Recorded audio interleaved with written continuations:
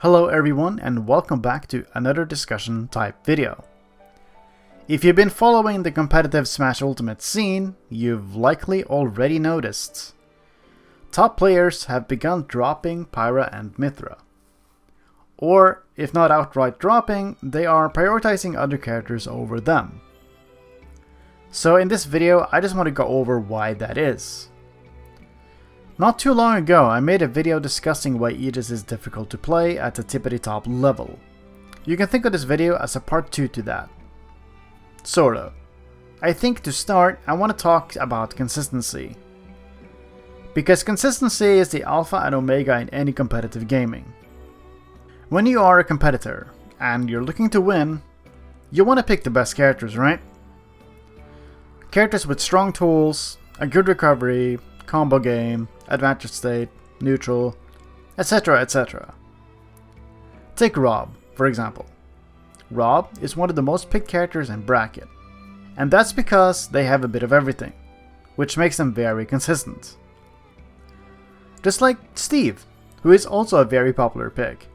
Wolf, Palutena, Snake are also characters I can think of. At the top level, players likely won't pick characters that have glaring flaws, because any character flaw can hinder their performance and make winning more difficult, unless they are compensated heavily in return, like ballast range and kill power in exchange for speed. Or Cloud. Just Cloud. This character is not okay nor mid. What I'm trying to say here is that Pyra and Mythra aren't consistent enough for top level play, currently. I don't want to beat a dead horse here, but the recovery really is that bad. The problem is, when one stray hit sends you off stage, there's a 50-50 chance your stock is gone. Sure, you have mix-ups with switching, but the issue is, Aegis will always want to recover low. Then you have to keep in mind who to use for optimal ledge snapping, and it's a whole deal.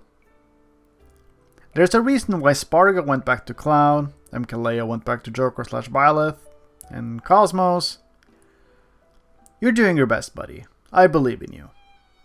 But yeah, when missing a beat in gameplay is that punishing, I understand why people want to go to other characters. People, understandably so, just lose faith. And catching Aegis up to the current meta is going to take time. Being only released 2 years ago, they have a lot more catching up to do than most characters in this game. Like, don't get me wrong, they're an overall stellar character. You have pretty much everything you'd ever want. However, it's very hard to justify putting time into a character that is this volatile and inconsistent. It simply isn't worth the time and effort when other characters exist that are easier to play and get results with. And from that perspective, I can definitely understand why top players want to return to the old and reliable. No idea if people are ready for this conversation, but I feel like Pyra and Mythra are pretty similar to Chrom. They have very comparable strengths and recovery. Excellent characters on stage, but as soon as they're off stage, it's often curtains. I've seen people also compare Aegis to Melee Fox, who is also an impressive top tier with amazing tools. But with a subpar recovery, he can also just explode at any time, and that's what makes him fun to fight.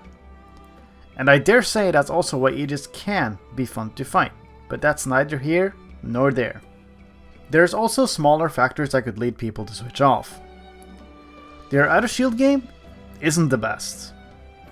Yes, Mythra's up B and up smash are frame 10 and 9 respectively, but that isn't fast enough against most of the top tier's shield safety. Pyra has it even worse, her up B being the fastest move at frame 13. Unless you intentionally foresight, people can really wail on your shield for free a lot of the time. Which leads people to not wanting to shield, and would rather try avoiding attacks instead. And when Mythra's initial dash is as long as it is, it's easy to run into attacks when you were just trying to position yourself. Pyra has the opposite problem, which you can't run away. And if you have to back off, you have to do it very prematurely. Which is where you'd want to switch, but switching takes a whole half second to do, so it can be a bit committal sometimes. Another thing I want to touch on is Aegis' difficulty. I'd classify them as easy to pick up, hard to master type characters. Because Aegis as a whole, currently, is largely unoptimized. Yeah, certain parts are being pushed, like Advantage State and Foresight, but there's a lot more work to be done. Like using Pyra and Mythra in unexpected situations and not just for their intended purpose. Actually going off stage for edge guards instead of defaulting to ledge trapping all the time. Or pushing Pyra generally because the only person who does that is Shuton. I think most people aren't comfortable with Pyra, whether she's being played or played against. But that's for a different video. I've said this before, and I'll say it again, but please experiment with this character. Switching back and forth is precisely what makes Aegis so good in theory. We need to make that in practice. That being said, I don't want to be all gloom and doom and say that Shuton is our final hope or anything, by the way. At the time of this video, he is 100% the best and most consistent Aegis player out there, so definitely study him. I'm choosing to believe that, until people get better with Aegis, they might not be as popular. At the very top level, by the way. I know Aegis is being played a ton everywhere else. Keep it up, guys. Aegis is nowhere near a dead character or anything. I know that people will keep pushing no matter what.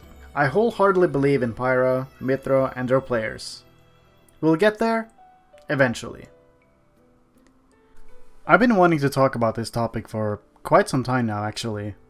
Ever since Spargo moved away from Aegis, in fact. But now that more people seem to pivot away, I thought it was a good opportunity to bring it up proper. Again, I don't think Pyra and Mythra are in a bad spot, they just need more time to fully flourish in this meta. Goes without saying, but of course I believe in this character and what they can do. I try my utmost to push this character in every way I can, especially Pyra. But what do you guys think? Let me know in the comments below. I think that's going to be my spiel for this video. I hope it was coherent somewhat.